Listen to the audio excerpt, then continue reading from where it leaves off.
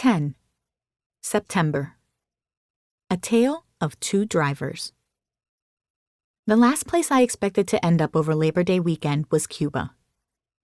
I went to college in Miami, which has a proud Cuban population, and I had heard horror stories about how people tried to escape the island when Fidel Castro came to power and barely made it out.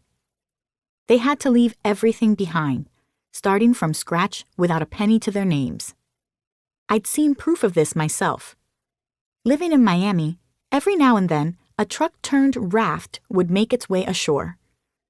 I wondered how desperate people must be to risk their lives on a journey like that, in hopes of maybe getting to their destination, to risk their children's lives.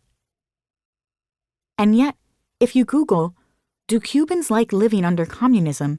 you'll see comments about how wonderful it is and how Cuba is a beacon of light for so many cast in America's capitalist shadow.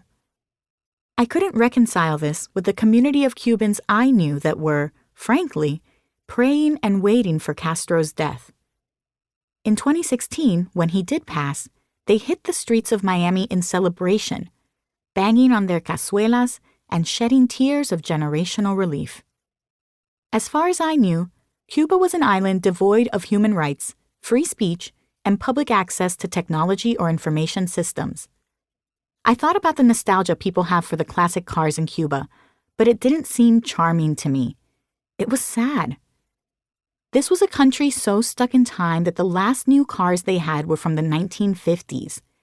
In large part, this is because a trade embargo was placed on Cuba by the United States in 1962.